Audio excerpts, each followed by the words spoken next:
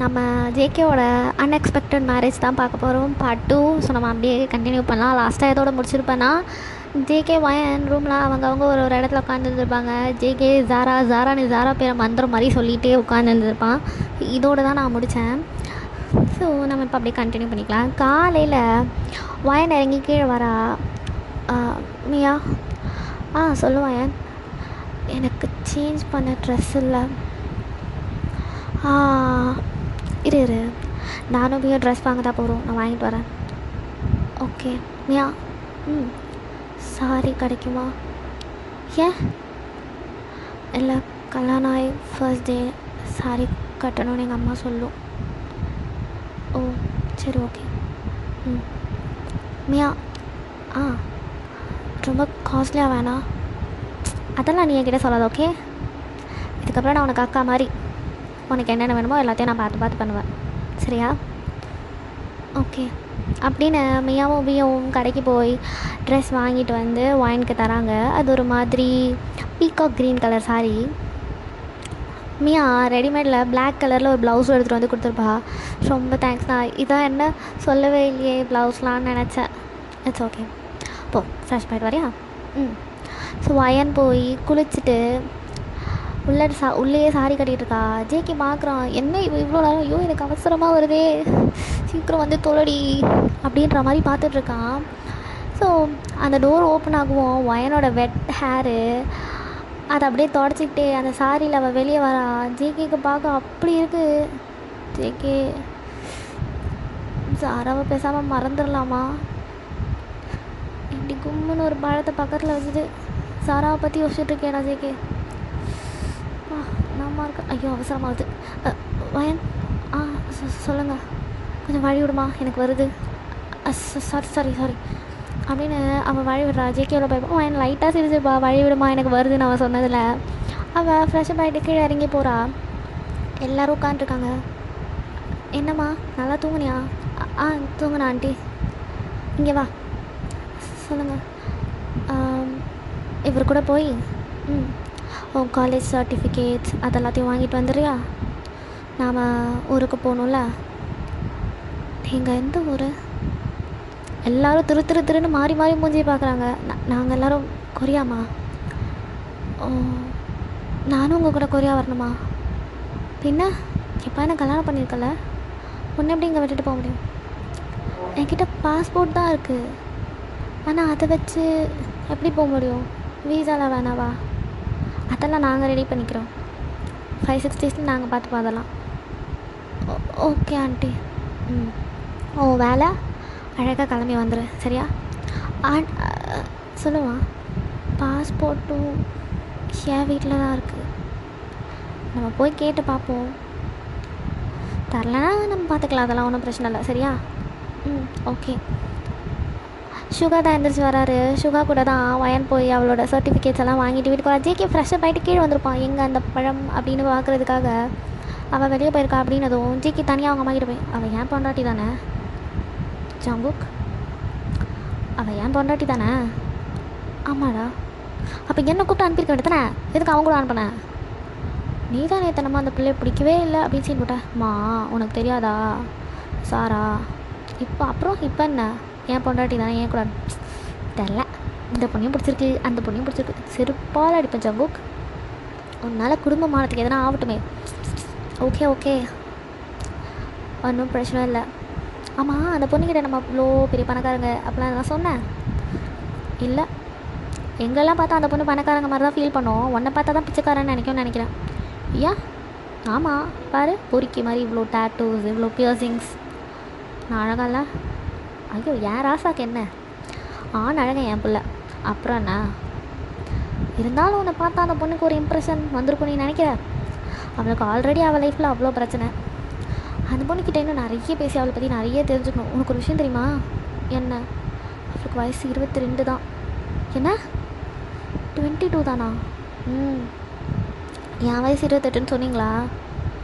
இல்லை, இன்னும் அவகிட்ட நாங்கள் யாரும் எதுவும் பெருசாக ஃபேமிலி பற்றிலாம் பேசிக்கல. அவள் அங்கே வந்து பொறுமையாக எல்லாத்தையும் தெரிஞ்சுக்கிட்டு இருக்கட்டும், சரியா? சரி ஓகே. நீ அவளை எதுவும் ஹர்ட்லாம் பண்ணிட மாட்டல? சேச்சா, சும்மா கொஞ்ச நாள் வெறுப்பேற்றிட்டு அப்புறம் பொண்டாட்டி கூட ஜாலியாக இருக்க போகிறேன். ரைட்ரா. அப்போ ஜாரா, நேற்று நைட்டு நானும் அப்படியே ஜாரா ஜாரா ஜாரான்னு யோசிச்சு என் கண்ணை மூடினேனா. ஆனால் என் கண்ணில் வந்து நின்னதெல்லாம் இவ தான். நேற்று இங்கே நீங்கள் ஏன் வரணுமா அப்படின்னு என்னை பார்த்து திரும்பி ஒரு முறைச்சா தெரியுமா உன்ட்ட அவள் பேசிகிட்டு இருந்தப்போ. ஆமாம், அப்போ அவள் மூக்கு அவள் கண்ணும் அதெல்லாம் அப்படியே பிங்காக இருந்துச்சு. அதில் நான் அப்படியே அந்த தண்ணி கொட்டுற கண்ணும் செம்மையாக இருந்தா தெரியுமா பார்க்க. அந்த முகம்தான் வந்துச்சு. தான் யோசித்தேன், ஜாரா நமக்கு வெறும் க்ரஷ் தானே, என்னன்னா நம்ம கூட லைஃப்பை லீட் பண்ணோம் அப்படி இப்படின்னு பெரிய கனவெல்லாம் வச்சுருந்தாலும் இப்போ என் லைஃப் இவ கூட நான் ஆகிடுச்சுல, பார்த்துக்கிறேன். ஆனால் அங்கே போய் ஜாரா கிட்ட தான் நான் என்ன சொல்கிறதுன்னு தெரியல. உனக்கு தெரியும்ல ஜாராவை நல்லா பண்ணுறான்னு, உனக்கு தெரியும்ல அம்மாவுக்கு அவளை சுத்தமாக பிடிக்கலன்னு. அது சரி, நீ அதுக்காகவே இவ்வளோ என்ன கல்யாணம் பண்ணுன்னு சொல்லியிருந்தாலும் ஆச்சரியப்பட்டுக்கல. அதுக்கும் சேர்த்து தான் சொன்னேன், இல்லைனா நான் அழகாக ஷூக்காக தான் கல்யாணம் பண்ணி வச்சுருப்பேன். என்ன சொல்கிறேம்மா? ஆமாம், வீட்டில் பெரிய பிள்ளைங்களாம் இருக்கப்போ உனக்காக கல்யாணம் பண்ணுவாங்க, ஷுகா கிட்டே சொல்லலாம் தான் இருந்தேன். என் பிள்ளை நான் சொன்னால் அப்படியே பட்டுனை பண்ணியிருப்பான். நீ கூட அப்ஜெக்ஷன்லாம் சொன்ன பாரு. போதும் போதும் புள்ள புராணத்தை நிறுத்து. உண்மையாக சொன்னால் கசக்கத்தான் செய்யும். அப்போ அவனுக்கு கல்யாணம் பண்ணி வைக்கலாம் நான் நினச்சேன். ஆமாம், அவன் தான் நல்ல பிள்ளை, அமைதியான பிள்ளை, வீட்டில் யார் என்ன சொன்னாலும் கேட்டு நடந்துக்கிற பிள்ளை. அவனா? Okay okay. அப்புறம் தான் யோசித்தேன், ஐயோ இது வேறு தருதலை மாதிரி அவள் பின்னாடி சுற்றுதே, வேணாம் இவனுக்கே கல்யாணம் பண்ணிவிடோன்னு உன்னை கட்ட சொன்னேன். சரி, தெரிஞ்சோ தெரியாமலோ நீ எனக்கு ஒரு நல்லது பண்ணியிருக்க. Okay JK. இவ வந்ததால் ஜாரா வேணான்ற மாதிரி வேற ஒரு பொண்ணு வந்தால் இவளை வேணான்ற மாட்டியே. அது வேறு பொண்ணு வந்தால் தான் தெரியுமாமே, பாய் அப்படின்னு அவங்க கணத்தில் கிஸ் பண்ணிட்டு ஜேகே போயிட்டான். அவங்க அம்மா, கடவுளே இவனுக்கு எப்போ தான் புத்தியை தருவேன். 22 வயசு தான் ஆகுது அந்த பிள்ளைக்கு. அந்த பிள்ளைக்கு இருக்க மெச்சூரிட்டி கூட இந்த முண்டத்துக்கு இல்லை. இது எப்போ பிஸ்னஸ் எல்லாம் பார்த்து அவனுங்க 6 பேரும் இவனும் ஒன்றா தானே வளர்ந்தானுங்க. அதுங்க 6 ஒரு ரகத்தில் இருக்குது. இது மட்டும் ஏன் இப்படி இருக்குது? ஜேகே திருப்பி வந்து அவங்க ஷோல்டரில் கையை விட்டேன். ஏன்னா அதுங்க 6ஐயும் கலந்து நான் குடிச்சிட்டேன். அதனால் அந்த 6ஓட எல்லா கைண்ட் ஆஃப் திங்ஸஸும் என்கிட்ட இருக்குது. ஸோ அவனுங்கக்கிட்ட நீ தனித்தனியாக பார்க்குற விஷயங்களை என்கிட்ட நீ மொத்தமாக பார்க்குற, அவ்வளோதான். அதனால தான் நான் உனக்கு இப்படி வினோதமாக தெரிகிறேன் அப்படின்ட்டு போகிறான். அவங்க அம்மா சிரிச்சிட்டே கிச்சனில் போயிட்டாங்க. ஸோ ஜேகேயோட கேரக்டர் எப்படின்னா கொஞ்சம் ஜோவியலான டைப், இதுதான் நம்ம லைஃப் அப்படின்னு அக்செப்ட் பண்ணிக்கிட்டு போகிற டைப். ஸோ அவனுக்கு இது பெருசாக எதுவும் அஃபெக்ட் ஆகலை. பட் அவனுக்கு உள்ளுக்குள்ளே கொஞ்சம் கஷ்டமாக தான் இருக்குது. நம்ம இவ்வளோ நாள் ஜாரா தான் நம்ம லைஃப்னு நினச்சோமே அப்படின்னு. பட் அவங்க அம்மா ப்ளஸ் வயன் வேறு ரொம்ப செக்ஸியாக இருக்கா. அந்த ஒரே ஒரு ரீசன்னால் அவன் சரி போட்டோம் பார்ப்போம் அப்படின்ற மாதிரி விட்டுறான். என்னென்னா அங்கே ஜாரா ஒரு 2-3 டைம்ஸ் ஜேகே கிட்ட வந்து ப்ரப்போஸ் பண்ணியிருப்பாங்க. ஜேகே அதெல்லாம் வேணாம் அதெல்லாம் வேணான்ற மாதிரி கொஞ்சம் தள்ளி தள்ளி போட்டுகிட்டே வந்திருப்பார். அப்புறமா பொறுமையாக பார்த்துக்கலாம் அப்படின்னு. ஆனால் கூடவே தான் சுற்றுவார், எப்போவுமே கூடவே இருப்பார். ஆனால் லவ் மட்டும் வேணாம் அப்படின்னு சொல்லுவார். ஜாராவும் எல்லா மாடுலேஷன்லையுமே ஜேகே கிட்ட மூவ் பண்ண ட்ரை பண்ணியிருப்பாங்க. பட் ஜேகே வந்து ஜாரா ஒரு இடத்துல வச்சுருப்பார். அதுவும் இப்போ வசதியாக போச்சு அப்படின்னு நினச்சிக்கிட்டு மனுஷன் பாட்டுக்கு சும்மா சுற்றிட்டுருக்காரு. அவன் கீழே உட்காந்து அவன் ஃபோனில் கேம் ஆடிட்டுருக்கான். வயனும் ஷுகாவும் வராங்க. வயன் வந்து ஜேகேயோட அம்மா கிட்ட தான் போய் சர்டிஃபிகேட்லாம் வாங்கிட்டேன். ஜேகே பார்க்குறான், அப்படியே பேசவே தெரியாத மாதிரி நடிக்கிறாளா. ஆள் மூஞ்சியும் பாரு நல்லா. எனக்கா இவ பொண்டாட்டி நைஸ், ரொம்ப அழகாக இருக்கா. ஆனால் கொஞ்சம் அவள் ஃப்ரீ ஆகட்டும், அதுக்கப்புறம் நம்ம இந்த ஹஸ்பண்ட் அப்படின்ற உரிமையெல்லாம் எடுத்துக்கலாம். அது வரைக்கும் லெட்டர் பி அப்படின்ற மாதிரி அவன் யோசிச்சுட்டு அவன் ஃபோனில் அகைன் கேம் ஆடுறான். ஜேகேயோட அம்மா, அம்மாடி வயன், சொல்லுங்கள், உனக்கு எங்கள் கூட கொரியா வர விருப்பம் தானே? எனக்கு தெரியல, இப்போதைக்கு நீங்கள் என்ன சொன்னாலும் அதை கேட்குற இடத்துல தான் நான் இருக்கேன். எனக்கு என்னால் எதுவும் யோசிக்க முடியல. எனக்கு அவ்வளோ எதுவும் தோணலைன்னு வச்சுக்கோங்களேன். என்ன பண்ணணும்னு நீங்கள் சொல்லுங்கள், நான் அதை பண்ணுறேன். எனக்காக நான் என்ன பண்ணணும்னு நீங்கள் கேட்டிங்கன்னா, எனக்கு படிக்கணும். எங்கள் அம்மாவுக்கு நான் டாக்டர் ஆகணும்னு ரொம்ப ஆசை. 3rd இயர் போயிட்டு இருந்தப்போவே எங்கள் அம்மா செத்து போச்சு. அதனால் இவங்க என்னை கூட்டிகிட்டு போய் அவங்க கூட வச்சுக்கிட்டாங்க. இவங்க வீட்டில் வேலை செய்கிறதுக்காகவே ஒருத்தியாக என்னை அப்படியே மாற்றிட்டாங்க. காலேஜில் போகிறது எல்லாமே நின்று போச்சு. இப்படி நான் போயிருந்தேன்னா இந்நேரம் நான் 4th இயர் முடிச்சுருந்துருப்பேன். இன்டர்னுக்காக வெயிட் பண்ணியிருந்திருப்பேன். ஆனால் தேர்ட் இயர்லேயே முடிஞ்சிருச்சு. நான் அம்மா இறந்து கொஞ்ச நாள் தனியாக இருந்தேன். அதுக்கப்புறம் கொஞ்சம் நிறைய பக்கத்து வீட்டு நெய்பர்ஸ் நைட்டில் வந்து கதவு தட்டுறது இந்த மாதிரி இஷ்யூஸ்லாம் இருந்துச்சு. அதனால தான் அவங்க கூட போய் இருக்க வேண்டிய சுச்சுவேஷன். என் லைஃப்பில் நான் எப்படியோ யாரையோ டிபெண்ட் பண்ணியே தான் இருந்துட்டேன். நான் என் சொந்த காலில் நிற்கணும்னு ஆசைப்பட்றேன். என்னை படிக்க மட்டும் வைப்பீங்களா? அவங்க சிரிக்கிறாங்க. என்னாச்சு? அங்கே உன் மாமியார் குடும்பத்துக்கு ஊறுப்பட்ட காலேஜ் இருக்குது. அதில் எந்த காலேஜில் நீ படிக்கணும்னு ஆசைப்பட்டாலும் சீட்டு கண்டிப்பாக கிடைக்கும். ஓகேயா? இதெல்லாம் நீ யோசிக்கணுன்ற அவசியமே இல்லை. நீ ஸ்ட்ரைட்டாக நான் பிஸ்னஸ் பார்த்துக்கிறேன் அப்படின்னாலும் பிரச்சனை கிடையாது. உனக்கு பிஸ்னஸ்க்கு 6 மந்த்ஸ் சொல்லி தருவோம். அதை நீ நல்லா ட்ரெயின் ஆகிட்டு பிஸ்னஸை பற்றி நல்லா தெரிஞ்சுக்கிட்டு அழகாக ஆஃபீஸ் கூட போகலாம். இல்லை நான் டாக்டருக்கு படிக்கணும், சரி ஓகே நீ படி. ஆனால் ஹாஸ்பிட்டல் ரிலேட்டடாகவும் நம்மக்கிட்ட ஒரு செப்பரேட் பிரான்ச் இருக்குது. நிறையா ஹாஸ்பிட்டல்ஸ், அதோட அட்மினிஸ்ட்ரேட்டிவ்ஸ், அதுக்கு சிஇஓஸ்னு. ஸோ இப்போதைக்கு இவனுங்க தான் எல்லாத்தையுமே பார்த்துக்கிறாங்க. உன் புருஷன் எதையுமே பார்த்துக்க மாட்டான். அவனுக்கு ஜாலியாக ஃப்ரெண்ட்ஸ் கூட ஊர் சுற்றணும், இவ்வளோ தான். நீ போக போக புரிஞ்சுப்பா அவனை பற்றி. அவன் கொஞ்சம் ஜாலியான டைப். ரொம்ப என் பையன் கொஞ்சம் வெகுலின்னு கூட சொல்லலாம், தெரியுமா? லைட்டாக நீ கண்ணை கசக்குனா கூட அவனால் தாங்க முடியாது. இதுக்கு முன்னாடி அவன் எப்படின்னு தெரியாது. இதுக்கப்புறம் நீ அழுதா அவனால் அதை பார்க்கவே முடியாது. பிகாஸ் அவன் லைஃப்பில் நீ ஒரு பார்ட் ஆகிட்டல. அவன் அப்படி தான். நமக்கு சொந்தம் இல்லாத விஷயத்துக்காக நம்ம எதுவும் யோசிக்கக்கூடாதுன்னு நினைப்பான். அது அவனுக்கு சொந்தமான பொருளாக இருந்ததுன்னா என்ன வேணாலும் பண்ணுவான். அவ்வளோதான் ஜாங்குக். ஓகே ஆண்டி, நான் உன் மனசை புரிஞ்சுக்காமல் நிறைய பேசிகிட்டு இருக்கேன்னு எனக்கு புரியுது. ஃபஸ்ட்டு நீ அதுலேருந்து வெளியே வந்து தான் ஆகணும். முடிஞ்சுது, எனக்கு புரியுது. நேற்று அவன் பேசின அந்த வேர்ட்ஸ் அதெல்லாம் உன்னை எவ்வளோ ஹர்ட் பண்ணியிருக்கோன்னு. ஜேகேட சித்தி, அத்தை, மியா அப்படின்னு எல்லோரும் கிச்சனில் இருந்திருப்பாங்க. சும்மா ஜாலியாக பேசிவிட்டு டைனிங்கில் உட்காந்து அவங்க எல்லோரும் அவங்க ஏதோ சீரியஸாக பேசுகிறாங்கன்னா அவங்களும் எந்திரிச்சு வந்திருப்பாங்க. ஓகே, வயனோட கண் அப்படியே கலங்க ஸ்டார்ட் ஆகுது. என்னால் அந்த வார்த்தையெல்லாம் யோசிச்சு கூட பார்க்க முடியல. என்ன பண்ணாலும் கடைசியாக நான் பொண்ணுன்ற இடத்துல தான் வந்து முடிக்கிறாங்க. நேற்று நான் நிறைய கேட்கக்கூடாத வார்த்தையெல்லாம் கேட்டு ஒரு மாதிரி என் ஜன்மமே செத்து போச்சு அப்படின்னு அவள் கண் அப்படியே கலங்குது. ஜேகேயோட அம்மா அவளை ஹக் பண்ணுறாங்க. செம்மையாக அழுக ஆரம்பிச்சிட்டா. என்ன இதுனே தெரியல. ரொம்ப டம்ப் பண்ணிகிட்டே இருந்திருப்பா நைட்லேருந்து. சரி ஜேகே தூங்க ஸ்டார்ட் பண்ணியிருப்பா, அதனால் நம்ம அழக்கூடாது அப்படின்னு சைலண்ட்டாகவே உட்காந்துருந்துருப்பா. ஸோ இப்போ இவங்க இப்படி கேட்டதும் அவளுக்கு பயங்கரமாக அழ வருது. அவங்கள கட்டி பிடிச்சி அழுகிறா. ஜேகே பார்க்குறான், என்னடா இது? ஜேகே என்னாச்சு? ஒன்றும் இல்லை ஜேகே, கொஞ்சம் நேற்று நடந்த விஷயத்தை பற்றிலாம் பேசணும். அது அவளுக்கு ஹர்ட் ஆயிடுச்சு. எதுக்கு முடிஞ்ச விஷயத்தை பற்றி பேசிகிட்டு இருக்கீங்க? ஜேகேயோட அம்மா ஜேகேவை பார்க்குறாங்க. It's a past. வயனை பிடிச்சி இழுக்கிறான் ஜேகே. இங்கே பார், நேற்று நடந்ததெல்லாம் தூக்கி வெளியே போடு. இதுக்கப்புறம் லைஃப் வேறு மாதிரி மாறப்போகுது. ஓகே, நீ இங்கே இருக்கவே போகிறது கிடையாது. நீ என் கூட கொரியா வர போகிற, புரியுதா? அங்கே வந்து நீ என்ன பண்ணணுமோ இஷ்டம் போல் இரு. நான் எவனும் யாரும் எதுவும் கேட்க மாட்டாங்க, புரியுதா? அதுக்காக நான் உங்ககிட்ட அட்வான்டேஜ் எடுத்துக்கிறேன் அப்படின்னு நினைக்காத. ஜஸ்ட் உன் மனசு நீயா ஸ்ட்ராங்காக மாறி வர வரைக்கும் உனக்கு ஒரு நல்ல சப்போர்ட்டராக, ஒரு நல்ல வெல்விஷராக, ஒரு ஃப்ரெண்டாக உன் கூட நான் இருப்பேன். ஓகே, சும்மா அந்த மாதிரி அழாத. எனக்கு அழுதா பிடிக்காது. இவ்வளோ நாள் நீ யாரோ இருந்துக்கலாம். இதுக்கப்புறம் என் லைஃப்பில் நீ ஒரு பார்ட். ஸோ நீ இப்படி அழுதுகிட்டே இருந்தேன்னா எனக்கு கோவம் தான் வரும். புரிஞ்சு நடந்துக்கோ. சரி, சாப்பிட்டியா? இல்லை, இனிமேல் போ சாப்பிடு அப்படின்றான். மியா வயனை கூட்டிகிட்டு போகிறா. ஜிகேயோட அம்மா, வாவ் கிரேட் மேன், எப்படி சூப்பராக பண்ணனா?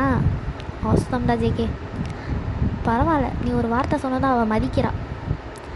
இப்படியே இரு, அப்போ தான் அந்த பிள்ளை கடகடன்னு சாப்பிட்றது எல்லா வேலையும் பண்ணும். அதுக்குன்னு சும்மா உன் ஆணாதிக்கத்தெல்லாம் காட்டக்கூடாது. மா நானா? ஆமாம், லுக்கிங் லைக் எ டாமினன்ட். இல்லைதான் வச்சுட்டு சொல்கிறேன். இப்போ முறைச்சல போய் சாப்பிடு அப்படின்னு. அந்த மாதிரி அவளுக்கு கேர் பண்ணுற விஷயத்துக்காக மட்டும்தான் நீ அவளை கத்தணும், புரியுதா? ஓகே ஓகேம்மா, ஒன்றும் பிரச்சனை இல்லை. நான் அப்படி தான் பார்த்துப்பேன் அவளை. Because she is my life partner. ஆஹா, பரவாயில்லையே, என் பையன் ஏதோ நல்லா யோசிக்கிறான். பின்ன இருக்காதா? அது என்னமோ இவளை பார்த்தா ஒரு மாதிரி ஃபீல், என் ஹார்ட் அப்படியே பட்ட பட்ட பட்ட பட்டன்னு அடிக்குது. உனக்கு அந்த ஃபீல் சொன்னால் புரியாது. அவன் நேற்று என்னை திரும்பி பார்த்தப்போ என் ஹார்ட் அந்த மாதிரி ஆரம்பிச்சிது.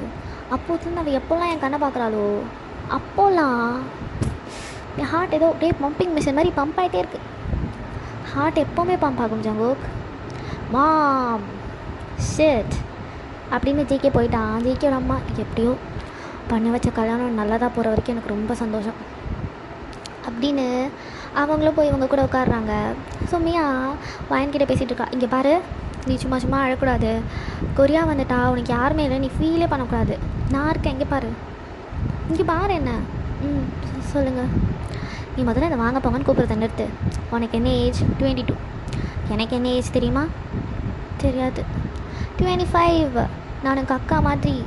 அதுக்காக நீ அக்கான்னு கூப்பிடணும் அவசியம் இல்லை. ஜஸ்ட் கால் மீ மியா. ஓகே ஓகே மியா. கிரேட். நீ அங்கே தனியாகவே இருக்க மாட்டேன், உன் கூட எப்போவுமே நான் இருப்பேன். எப்போவுமே ஒயன் இருக்கும் இடத்துலையே மியாவும் இருப்பாள். Okay okay. உனக்கு அங்கே ஒரு ஃப்ரெண்டாக, ஒரு நல்ல வெல்விஷராக உன் புருஷன் சொன்னார் பாரு இப்போது, அந்த மாதிரி நான் இருப்பேன். ஒரு விமன் சப்போர்ட். ஓகே. அண்ட் நீ இந்த சாரியில் ரொம்ப அழகாக இருக்க தெரியுமா? நான் கூட இதை எடுத்தப்போ அவளுக்கு செட் ஆகுமான்னு யோசித்தேன். பிகாஸ் நீ ரொம்ப பளிச்சுன்னு இருக்கியா, இது வச்சா இன்னும் பளிச்சுன்னு ஆகிடுமோ அப்படின்னு. பட் இது ஒன்று ரொம்ப சட்டிலாக ரொம்ப அழகாக காட்டுது. அண்ட் உனக்கு ஒரு விஷயம் தெரியுமா?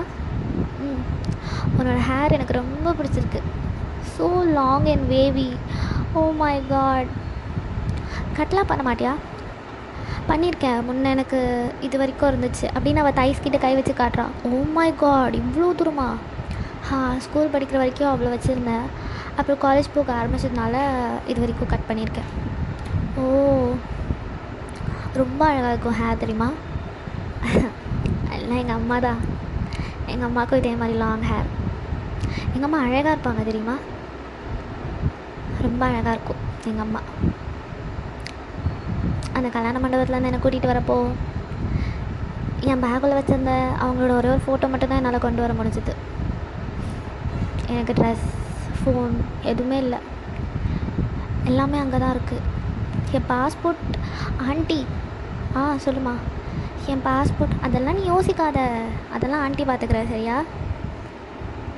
இன்னும் நீ எங்களை சும்மா ஏதோ கொரியாவிலேருந்து வந்த சாதாரண ஃபேமிலின்னு நினச்சிட்ருக்க, அது மட்டும் எனக்கு நல்லா புரியுது. பட் நீ ஜியாந்த் குரூப் பற்றி இன்னும் தெரியாமல் பேசிகிட்ருக்க. நான் ஈஸியாக அரேஞ்ச் பண்ணிடுவேன்.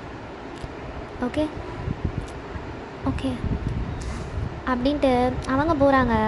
இந்த பக்கம் அவங்க எந்திரிச்சு போனதும் மியா சொல்லுவேன், இவங்க ஃபேமிலி ரொம்ப பெரிய பணக்கார ஃபேமிலியா? ஆமாம் வயன், தே ஆர் த ரிச்சஸ்ட். கொரியாலேயே பெரிய பணக்காரங்க. ஊர்பட்ட கம்பெனி இருக்குது இவங்க பேரில். அப்படியா? நிறைய கம்பெனிஸ், நிறைய காலேஜஸ், ஹாஸ்பிட்டல்ஸ், காஸ்மெட்டிக்ஸ், இந்த மாதிரி ஏகப்பட்ட பிராண்ட் இருக்குது, ஏகப்பட்ட வெரைட்டிஸ் இருக்குது இவங்களதுலேயே. நான் கூட ஆரம்பத்தில் சொன்னப்போ நம்பவே இல்லை, ஏதோ சும்மா கூட இருக்கணுன்றதுக்காக கதை சொல்கிறான் போல் அப்படின்னு நினச்சேன். அப்புறம் எங்கள் லவ் கொஞ்சம் ஸ்ட்ராங் ஆகி நாங்கள் கொஞ்சம் எங்கள் லவ்வை ஃபர்தராக நாங்கள் டெவலப் பண்ணுவோம். அடிக்கடி இங்கே வந்தான். எப்படிடா இவனுக்கு இங்கேருந்து கொரியாவுக்கு இவ்வளோ ஈஸியாக டிக்கெட் கிடைக்கிதுன்னு பார்த்தா, he has his own private jet தெரியுமா? என்னையும் அதில் ஒரு நாள் கூட்டிகிட்டு போனான். அப்போ எனக்கு மூச்சு நின்று போச்சு, இவன் சும்மா கதை சொல்லிகிட்டு இருக்கான் அப்படின்னு நான் நினைக்கிறேன். அப்படின்னு தான் நான் இருந்தேன். கடைசியில் ஒரு தனி ஃப்ளைட் அதை வச்சு எனக்காக அவன் கொரியா டு இந்தியா வந்து போயிட்டுருக்கான். ஓ மை காட். அப்போ தான் எனக்கே தெரியும் இவங்க இவ்வளோ ரிச் அப்படின்னு. அவனும் என்னை ரொம்ப நல்லா பார்த்துப்பான். அதனால தான் எவனாவது என்னன்னா சொல்லுங்கடான்னு கல்யாண மண்டபத்துலேருந்து ஓடி வந்தேன். உங்ககிட்ட நானும் கேட்கணும், நேற்று எப்படி இருந்துச்சு உங்களுக்கு? ஆக்சுவலி கல்யாண மண்டபத்தில் உட்கார வச்சு தாலி கட்டுற வரையும் வந்துட்டாங்க. அவ்வளோதான், தாலியை பிடிங்கி நெருப்பில் போட்டேன். என்ன சொல்கிறீங்க? ஆமாம், ஏன்னா அதை நான் வேணாம் போதும் நிறுத்துங்கன்னா கூட என் வீட்டில் ஃபோர்ஸ் பண்ணி என் கையை காலை பிடிச்சாவது அந்த பையனை கட்ட வச்சுருந்துருப்பாங்க. அதான் தலையை பிடிங்க பட்டுன்னு நெருப்பில் போட்டுட்டு எந்திரிச்சு நின்று நான் ப்ரெக்னெண்ட்டாக இருக்கேன், எனக்கு அவன் தான் வேணும் அப்படின்னு அழுது ஒரு சீன் வேற போட்டேன். எங்கள் அம்மா அடிச்சாங்க பாரு என்ன, அப்பா சரி அடி. அப்படியா? அவ்வளோதான், எனக்கு நீங்கள் யாருமே வேணாம் அப்படின்னு அவங்க போட்ட நகை எல்லாத்தையும் கழட்டி வச்சுட்டு கடன்னு நடந்து ஓடியான்ட்டேன். வந்து இந்த பங்களா இவ்வளோ தூரமா, என் கையில் காசும் இல்லை எதுவும் இல்லை, எப்படி வர்றது? கொஞ்சம் தூரமாக நடந்து வந்தேன். ஃபோனும் இல்லையா, இவன் நம்பர் வர எனக்கு மறந்து போச்சு. பதட்டம், பயம், டென்ஷன் எதுவுமே எனக்கு ஞாபகம் இல்லை. அப்புறம் பொறுமையாக ஒரு டிஸ்டன்ஸ் நடந்து வந்து வெயிட் பண்ணி உட்காந்து, அதனால தான் ரொம்ப லேட் ஆகிடுச்சு. ப்ளஸ் என் வீட்டிலேருந்து நான் கல்யாணம் பண்ணிக்கிறது அந்த மண்டபத்துலேருந்து இங்கே வர்றதுக்கு வந்து ரொம்ப தூரம், வண்டியில் வந்தாலே 4 hours ஆகுமா. இதில் நான் பாரு நடந்தே வந்தேன், அதனால தான் நைட்டு வந்தேன். ரொம்ப கஷ்டம் இல்லை? ஆனால் அதில் ஒரு நல்லது நடந்திருக்கு தெரியுமா? என்னது? அதான் நீ இங்கே வந்து உட்காந்துருக்க. எனக்கும் ஆக்சுவலி கொஞ்சம் நல்லா இருக்குது தெரியுமா. 1000 தான் நான் எதிர்பார்க்காம நடந்த ஒரு மேரேஜாக இருந்தாலும் குழந்த மாதிரி என் மாமியார் என்னை பார்த்துக்கிறாங்க. லிட்ரலி இந்த ஒரு நாள் தான் நான் அவங்க கூட பேசுகிறேன். நேற்று ஈவினிங்லேருந்து நேற்று மார்னிங் ஒரு 11-12 இருந்திருக்கும்னு நினைக்கிறேன். அப்போத்துலேருந்து இதோ இப்போ வரைக்கும் அவங்க என்ன அதை பண்ணியா இதை பண்ணியா அதை சாப்பிட்டியான்னு கேட்டுகிட்டே இருக்காங்க. எனக்கு ரொம்ப பிடிச்சிருக்கு அவங்கள. எனக்கு ஆக்சுவலாக என் ஹஸ்பண்டை விட என் மாமியாரை ரொம்ப பிடிச்சிருக்கு. ஆஹா நைஸ். ஒம்பனா மஞ்சிக்கு சிரிக்கலாம் வருது. நான் நல்லா பேசுவேன். திடீர்னு அந்த விஷயம்லாம் ஞாபகம் வந்துடுது. ரொம்ப நாள் ஆகலைல்ல, நேற்று தானே ஆச்சு. நிறைய பேசிட்டாங்க. ஒரு கட்டத்தில் எனக்கு வந்து ஐயோ ஆமாடா நான் ஐட்டம் தான், விட்டுருங்கடா என்ன அப்படின்ற மாதிரிலாம் எனக்கு ஃபீல் ஆக ஆரம்பிச்சிச்சு. ஸோ இப்போ நான் சிரிச்சிட்டே சொல்கிறேன்ல, ஆனால் நேற்று எனக்கு ரொம்ப ஹர்ட் ஆச்சு. எனக்கு தெரில எப்படி நான் நேற்று அவங்கக்கிட்ட சர்வைவ் பண்ணேன் அப்படின்னு. இவங்க இல்லைனா சீரியஸாக நேற்று எனக்கு கண்டிப்பாக கல்யாணம் நடந்துருக்கும். அவன் கூட இந்நேரம் நான் அவன் வீட்டில் அவன் பெட்டில் ஒரு போன மாதிரி படுத்துருப்பேன். என்ன சொல்கிற? அவன் லாஸ்ட் ஒரு 2 மாதமாக என் வீட்டுக்கு வந்துட்டுருக்கான். என் சித்தி கூட தானே நான் இருக்கேன். ஸோ கல்யாணம் ஃபிக்ஸ் ஆனது எனக்கும் சடன் மேரேஜ் தான். ஆனால் அவங்க முன்னாடியே ஃபிக்ஸ் பண்ணியிருக்காங்க போல இருக்குது. எனக்கு அதுவே 2 days முன்னாடி தான் தெரியும் இது ரொம்ப நாளாக இவங்க எனக்கு கல்யாணம் பண்ணி தரதா பேசியிருக்காங்க அப்படின்னு. அவன் வரப்போலாம் என்கிட்ட சொல்கிற ஒரே விஷயம், உன்னை நல்லா செய்யணும், உன்னை எவனுமே தொடக்கூடாது, நான் மட்டும்தான் தொடரும். அவன் என்கிட்ட அதிகமாக பேசின விஷயமே இது மட்டும் தான் தெரியுமா.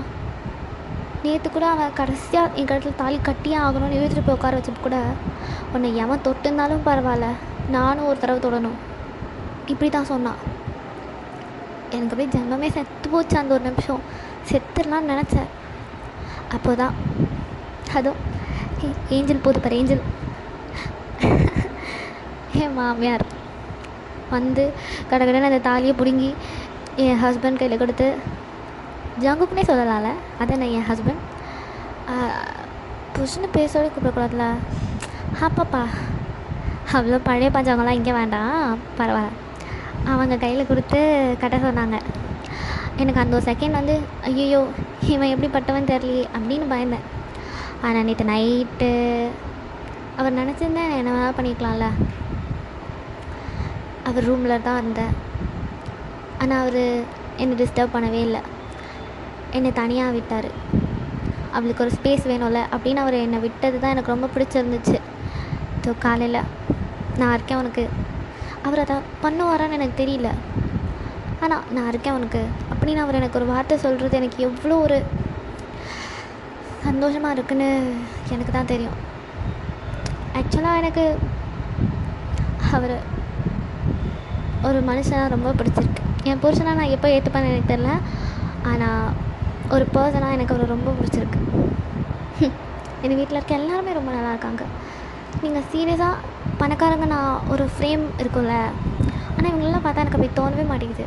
ஏதோ ரொம்ப வருஷம் கூட பழகின மாதிரி பேசுகிறாங்க, சிரிக்கிறாங்க. நல்லா இருக்குது இங்கே. இனிமேல் இதுதான் நம்ம life. Okay. All the best for your future. Okay சரி, ஓகேடா. நான் இதோட முடிச்சுக்கிறேன். நெக்ஸ்ட் பார்ட் சூன் போடுறேன்.